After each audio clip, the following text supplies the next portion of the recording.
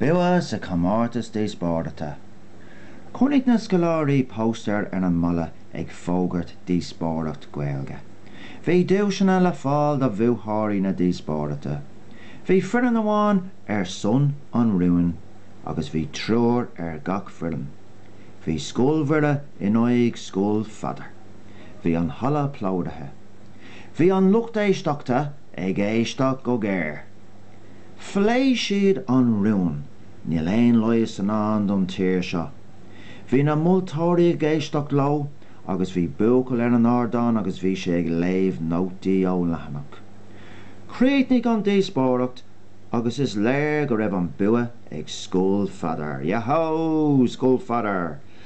Well, anis dóirigh an lucht éisteach ina hasamh agus bhí a lábha san air. Ceiliúr siad an bua.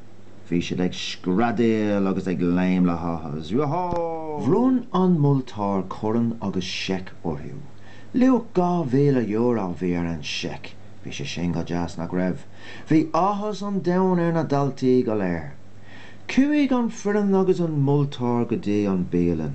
Bhí béla deas acu le chéile an oíche sin. Bhí trí bhórgar deas blasta ar an mard. An bhecinn tú iad, tá sí go deas, tá siúla gon gur is siad iad. Féchan is. OK, right. Bhí na daltaí ag ceiliúr agus bhí siad ansáasta gur bhuaigh siad an díospóireacht. Go dtí gur tháinig an spás árthach. An bhecinn tú é, taobh hir dóibh.